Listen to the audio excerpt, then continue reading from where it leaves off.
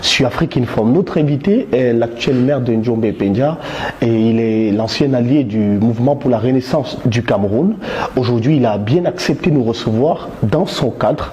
Paul-Éric Kingay est sur 7 minutes pour convaincre. Bonjour monsieur le maire. Oui, bonjour. Ravi d'être avec vous. Le plaisir est partagé.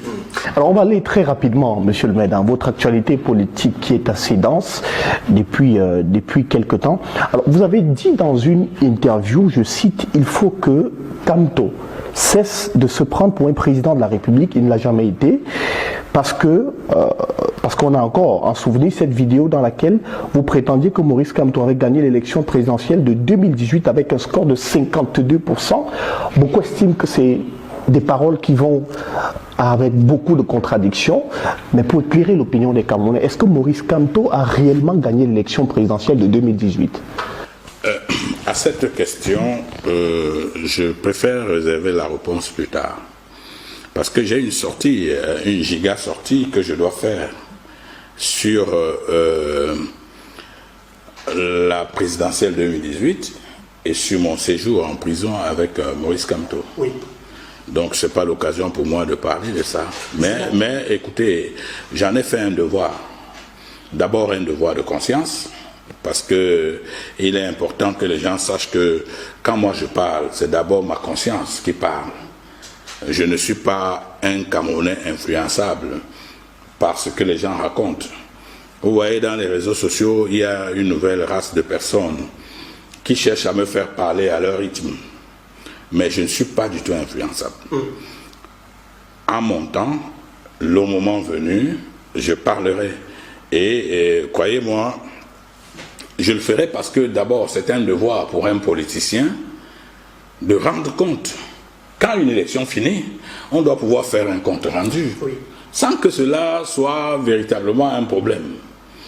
Ensuite, parce que j'ai un devoir de conscience vis-à-vis du peuple camerounais, en tout cas de ceux qui croient en moi, de leur dire qu'est-ce qui s'est passé pendant la présidentielle et maintenant de leur dire également qu'est-ce qui s'est passé pendant mon séjour en prison. D'accord. Qu'est-ce qui vous choque en réalité dans l'attitude de votre ancien allié ? Bon, on pourrait croire que quelque chose me choque, mais je peux dire que l'une des choses que je reproche à mon ancien allié, c'est qu'il n'est pas beaucoup différent de celui vers qui il lance des critiques, c'est-à-dire M. Paul Biya. Si je demande aux Camerounais aujourd'hui de me dire la différence entre Paul Biya et Kamto, il y aura trop peu de Camerounais qui vont me donner cette différence. S'il vous plaît, je n'ai pas fini. Oui. Constatez vous-même qu'il y a un point commun entre les deux. Le feu peut brûler le Cameroun. Le président Paul Biya ne parle pas. Le feu peut brûler le MRC. Kamto ne parle pas. Alors, s'agirait-il de remplacer une tâche par un trou ou un creux par un trou ou un trou par un creux? Ça nous pose forcément problème.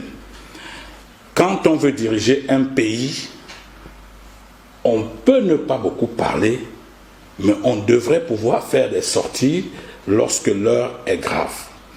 Alors, c'est le cas de Maurice Kamto. Je prends un exemple banal. Moi, j'ai été son allié.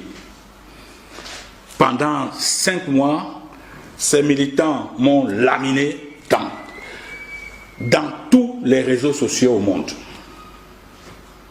Il n'a pas levé le moindre pouce. Il s'est comporté comme si ces militants étaient en train d'insulter un vulgaire Camerounais. J'étais pourtant son allié. Son directeur de campagne. Son directeur de campagne en plus. Mais à côté de ça, ces gars ont insulté des références quand même, comme Christian Toumi. Je ne veux pas dire qu'il est parfait. Ça ne lui a rien dit. On n'a pas vu Maurice Kamto sortir une seule fois pour dire à ses militants, si vous me respectez, le respect que vous avez pour moi, donnez-le également aux autres. J'ai vu M. Zonga insulter M. Biya en l'appelant, en le qualifiant de monstre. Je voudrais vous dire que M. Zonga a 74 ans. Quand à 74 ans, en mondovision, vous insultez Paul Biya, alors que ces enfants sont certainement mineurs encore, ou alors à la lisière de la majorité, c'est aussi des êtres humains. Quand un enfant qui est à la lisière de la majorité entend insulter son père, monstre, démon, je crois c'était ce mot-là,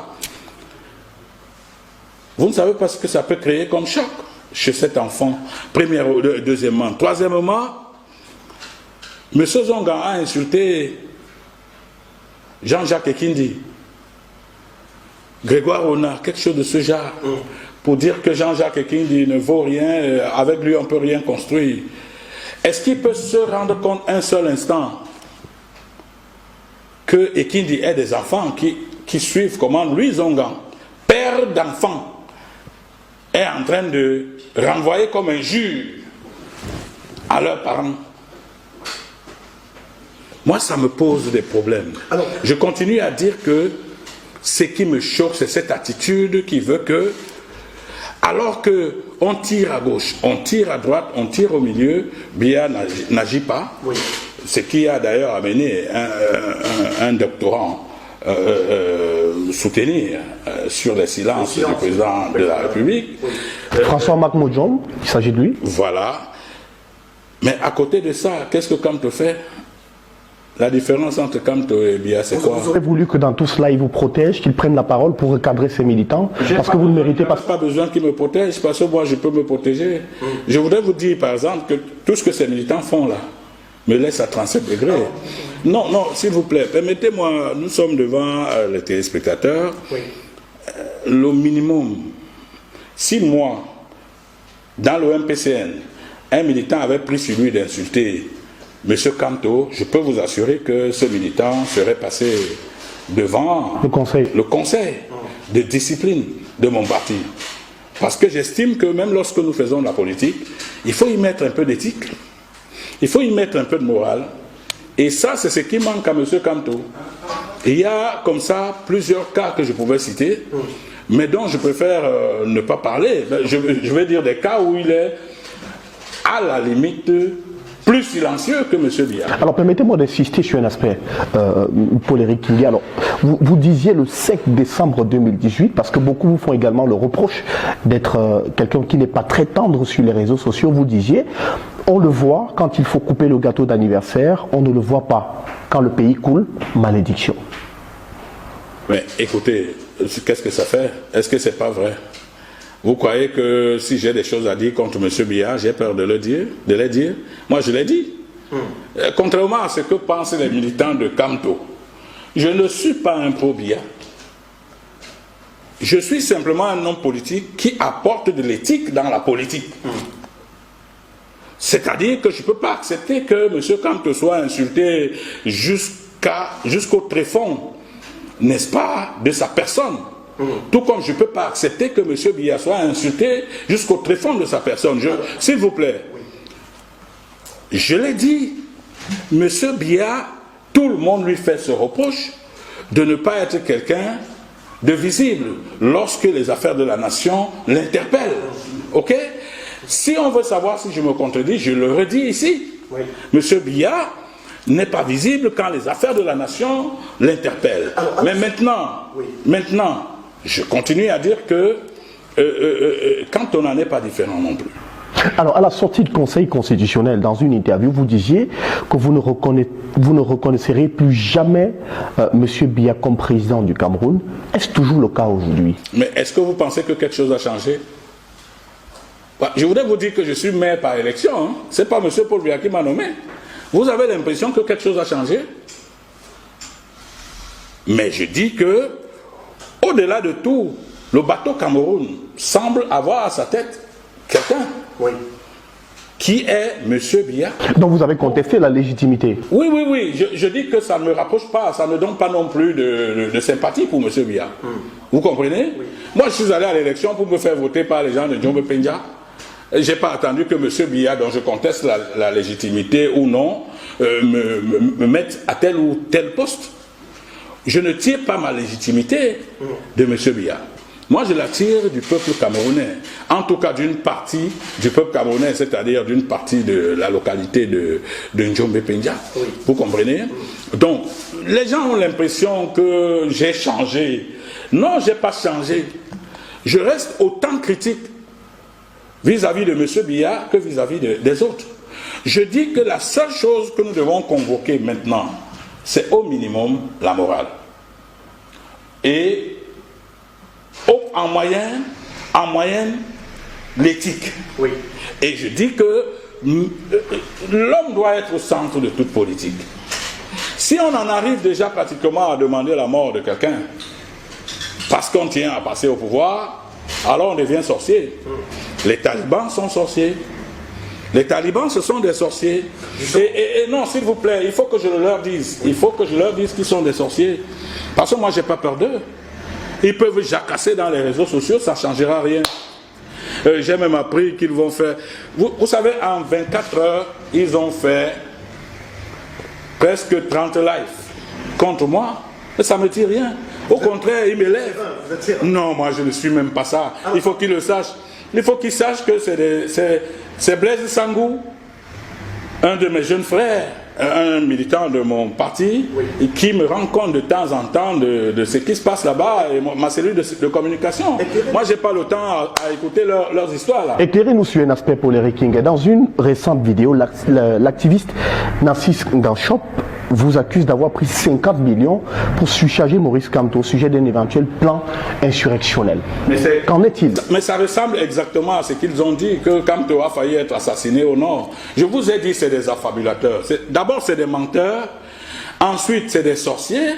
Enfin, c'est des gens qui ne méritent même pas de vivre dans ce territoire. C'est pour ça que vous allez voir celui-là qu'on appelle Narcisse. Vous l'avez appelé quoi? Nganchop, c'est son nom. Mais je me souviens qu'un nom comme ça, j'ai dû faire monter un bonhomme comme ça sur le podium au stade Omnisport, qui venait me supplier, alors que j'étais directeur de campagne de Maurice Kamto, qui me suppliait de le faire monter sur le podium. Il veut au moins dire quelque chose. Je l'ai fait monter sur le podium, alors que personne ne voulait qu'il monte sur le podium. Il n'était ni allié ni rien. Donc je l'ai fait monter sur le podium. C'est la première fois que je le vois cette fois-là. Il me dit qu'il est d'un mouvement, je ne sais même plus le nom de son mouvement, il voudrait apporter sa petite contribution. Et comme nous voulions que tout le monde apporte les contributions, et les fous, et les sereins, et les normaux, je n'ai pas cherché à savoir s'il est fou ou pas. J'ai dit non, si vous avez un mot à dire pour le président Kamto, montez sur la scène, et il est monté sur la scène. Mais alors, curieusement, ce même bonhomme, quelques temps après, s'est retrouvé dans les cellules du parquet de Ndokoti. Maître Ndoki est vivante. Maître Nsim est vivant. Ce bonhomme m'appelle d'une cellule du parquet de Ndokoti. Et je suis directeur de campagne. Il faut sauver nos militants. J'appelle Maître Ndoki et j'appelle Maître Nsim pour aller nous sortir ce monsieur de là. J'ai appelé le procureur de Ndokoti pour lui dire qu'on a un militant là-bas, il faut qu'on le mette dehors. Parce que je ne comprends pas pourquoi est-ce que les militants doivent être persécutés. Et ce monsieur, on lui a donné une petite liberté provisoire en mon nom, bien sûr. Il s'est échappé. C'est-à-dire qu'il a fui le Cameroun alors qu'on ne lui avait donné qu'une liberté provisoire. Il s'est échappé, il est parti. Et il est dans un cachot maintenant, et c'est depuis le cachot qu'il vomit des saletés comme celle-là. Qui m'a donné 50 millions? Ce bonhomme que je n'ai vu qu'une seule fois dans ma vie m'a vu prendre 50 millions où? Mais vraiment, il faut que... C'est des affabulations. S'il vous plaît, en même temps que Maurice Kamto se défendait de ce qu'il n'a pas pris 14 milliards de francs, oui, parce que pour lui c'était des affabulations, en même temps il doit comprendre que dans sa propre équipe, il y a des affabulateurs comme celui-là. Oui. Mais je dis, je n'ai vu ce monsieur qu'une seule fois dans la vie. Alors, je ne l'ai pas vu deux fois, et je l'ai vu en 2 minutes. C'était juste le petit temps de le faire monter sur un podium. C'est tout. Alors parlez-nous un peu de cette sortie qui a fait couler beaucoup d'encre de salive, qui a fait le tour de la toile. On disait que dans cette sortie, vous avez mis à mal tout le plan qui a été construit par le MRC. Dans l'interview, vous dites que vous étiez 37 et vous avez fait la proposition selon laquelle il fallait entrer dans un hôtel, prendre l'hôtel d'assaut, et par la suite nommer les ambassadeurs dans tous les autres pays qui devaient débusquer les ambassadeurs camerounais qui étaient déjà en poste. Et ce plan n'a jamais été exécuté. Est-ce qu'aujourd'hui vous regrettez de l'avoir proposé? Non, moi je ne regrette pas. Mais attendez, j'ai l'impression que vous ne me connaissez pas bien. Moi je ne regrette pas. J'ai proposé le plan parce que j'ai l'impression, et j'en suis convaincu jusqu'aujourd'hui, que le plus grand rêve des Camerounais était de déloger Paul Biya. Et pour moi c'était le plan idoine pour le déloger. Mais sauf que j'ai trouvé en face un véritable moumou. C'est-à-dire quelqu'un qui n'a pas partagé le plan. Et puis je m'en suis défait. Je me suis défait de ce qu'ils appellent plan de résistance. Écoutez, quand vous combattez un système comme celui de M. Biya, qui s'est enraciné pendant une trentaine d'années, vous n'y venez pas avec des gants en vélo. Vous venez, vous créez le choc, et puis ça dure le temps que les gars s'aperçoivent que ça a duré, et c'est fini, le régime est tombé. Mais à partir du moment où vous êtes en train de dire non, il faut qu'on prie d'abord Jésus-Christ, non, il faut qu'on appelle la Sainte Vierge Marie, et tout, vous détruisez vous-même votre plan, et puis c'est fini. Justement, parlant. S'il vous plaît, et lorsque vous le faites, vous vous mettez immédiatement en contradiction avec les attentes d'une bonne partie des Camerounais. Je dis bien d'une bonne partie, je ne dis pas de la majorité, d'une bonne partie. Donc à partir du moment où mes idées ne sont pas passées, j'ai l'humilité de dire aujourd'hui qu'elles ne sont pas passées, j'ai pris ça comme tel, mais je ne regrette pas. Alors, parlez-nous un peu parce que je regrette rarement mes actes. Parlez-nous un peu de ce plan national de résistance. Vous semblez n'avoir jamais véritablement accepté cette logique. Mais pour moi, c'était la folie. Que se cache derrière ce plan national de résistance? Mais ce qui se cache derrière le plan national de résistance, c'est la déstabilisation complète du Cameroun. Comment ça? La désintégration complète du Cameroun. C'est un plan qui va jusqu'au bombardement de la République du Cameroun. Vous comprenez? Je n'ai pas souscrit à ça. Parce que même étant en prison, j'ai failli être ramené dans ce plan-là. J'ai dit non. Tout ce qui concerne la destruction du Cameroun, nous pouvons ne pas être d'accord sur la manière dont les choses sont gérées dans notre pays. Moi, je ne suis pas d'accord sur la manière dont les choses sont gérées dans mon pays. Ça, c'est clair que je le dirai toujours. Hein. Vraiment, contrairement à ce que les gens pensent en croyant que je suis déjà Sardinat, je suis déjà du côté de M. Biya, ma position reste celle-là. Je suis un chef de parti politique. Je n'apprécie pas la gouvernance de ce pays. Je ne suis pas d'accord avec cette gouvernance. Vous comprenez? Mais maintenant, est-ce que c'est suffisant pour que je prête le flanc, pour que mon pays soit mis en ruine? Je dis non. Je vais vous dire un peu. Oui. Lorsque j'ai proposé qu'on déloge les ambassadeurs, il ne s'agissait pas d'un coup d'État. Mais ça s'est vu au Zaïre à l'époque, où il y a eu deux gouvernements entre Tshisekedi et Mobutu. Ça s'est vu dans d'autres pays où il y a eu deux gouvernements, c'est-à-dire que... Mais dans ces pays, il n'y a pas eu de guerre. Vous comprenez? Il n'y a pas eu d'effusion de sang. Si vous entrez dans une ambassade pour enlever un ambassadeur, ça crée la guerre comment dans le pays, au Cameroun? Ça ne crée pas de guerre. C'est-à-dire qu'on constate... Vous grippez simplement le système diplomatique et ce qui amène la communauté internationale à vous faire asseoir sur une table pour que vous discutiez d'égal à égal. Mais des gens ont simplement cassé les photos dans une ambassade. Non, là aujourd'hui sont en procès. Là maintenant, tout ce qui s'est passé après relève du plan de résistance. J'ai dit tout ce qui s'est passé après relève du plan de résistance. Tout ce qui s'est passé après n'avait rien à voir avec ce que moi j'avais proposé au départ. Vous comprenez? Par conséquent. Non, s'il vous plaît, si vous entrez dans une ambassade, vous cassez, ça n'a rien à voir de lorsque vous arrivez, vous dites à l'ambassadeur, monsieur l'ambassadeur, vous n'entrez pas ici. Ça n'a rien à voir. Vous comprenez?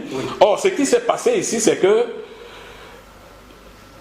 les casses de l'ambassade de Paris, et je ne sais pas d'où là, partent de ce que les Camerounais étaient déjà suffisamment gonflés pour dire qu'ils veulent le changement radical. Maintenant, ils ont vu l'effusion de sang sur une Doki, sur une Jamel et autres, et ça a créé ce que ça a créé de manière spontanée. Mais ça aussi est dû à quoi? Au plan de résistance. Et je veux vous dire pourquoi. Parce qu'il fallait qu'il y ait marche à Douala pour qu'un Doki soit tiré dessus. Et la marche de Douala s'inscrivait en droite ligne de leur plan de résistance. Je ne sais pas si vous comprenez.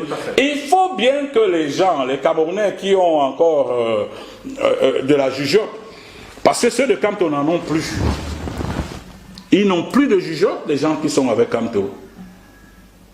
Par conséquent, ils sont menés en bateau. Non, à la limite, je pense même que beaucoup, contrairement à ce que j'entends dire qu'il me faut un psychiatre, mais je crois que le docteur Félicien Tonnet, psychiatre camerounais, gagnerait à consulter les militants de Kamto. Parce que dans un premier temps, il y en a qui ne connaissent rien en politique, mais qui s'y lancent, mais sauf que quand ils s'y lancent, c'est avec toute la violence possible. Voyez-vous, je suis toujours cohérent dans mes déclarations. Il y a une vidéo qui circule dans les réseaux sociaux où je mets en garde M. Maurice Kamto par rapport à la violence de ces gars. Ça, c'est avant que je ne devienne son allié. directeur de campagne. Quand il m'a donné l'assurance qu'il va gérer cette question, j'ai accepté d'aller en alliance. Vous avez même dit dans un entretien que vous avez donné, si je ne vous coupe pas, Paul Éric Kinguet, que Maurice Kamto ferait un très bon président pour le Cameroun. Oui, je continue à le dire. Écoutez, la seule chose chez Maurice Kamto qui empêche qu'il soit président, l'une des choses, je veux dire, les plus importantes, c'est qu'il est en otage. C'est un personnage complètement énaillé par ses collaborateurs, ses camarades du parti. Je parle là de Foguet, quand on ne peut rien décider sans Foguet. Je parle là de Djogé, quand on ne peut rien décider sans Djogé. Je parle de Zamboué, quand on ne peut rien décider sans Zamboué. Ils sont trois. Le MRC que vous voyez là, c'est 4 personnes.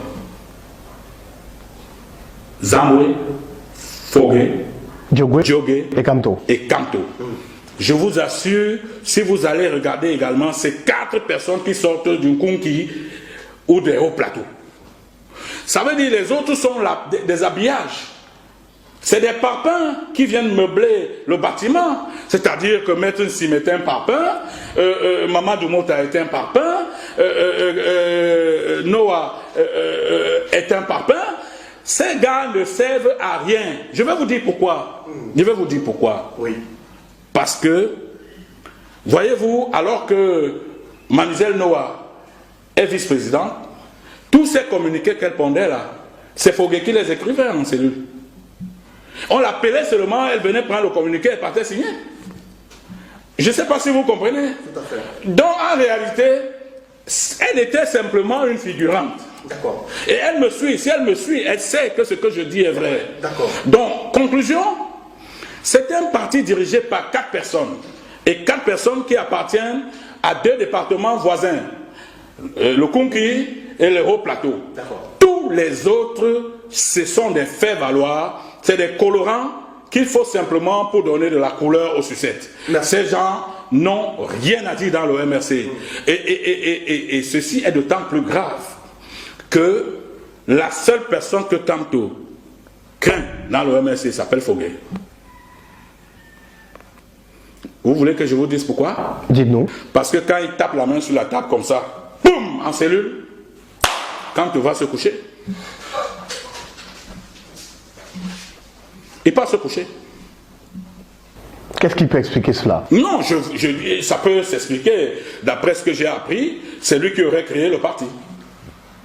D'accord. Le MRC était d'abord MRT ou je ne sais pas exactement quoi. C'est Foguet qui l'avait créé. Et puis bon, mais donc, en réalité, vous allez constater que personne n'a un mot à dire dans ce parti en dehors de ces 4 personnes. Je propose qu'on marque une pause. Paul Éric Kinguet, on revient dans la deuxième partie de cet entretien. Vous allez loin. Pourquoi vous êtes déjà à la deuxième partie? Il y a beaucoup d'autres sujets que nous allons éplucher en deuxième partie. Je propose qu'on marque une pause. À tout de suite.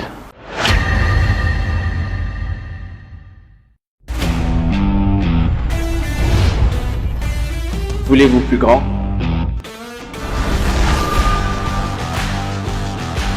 Plus grand, plus impressionnant.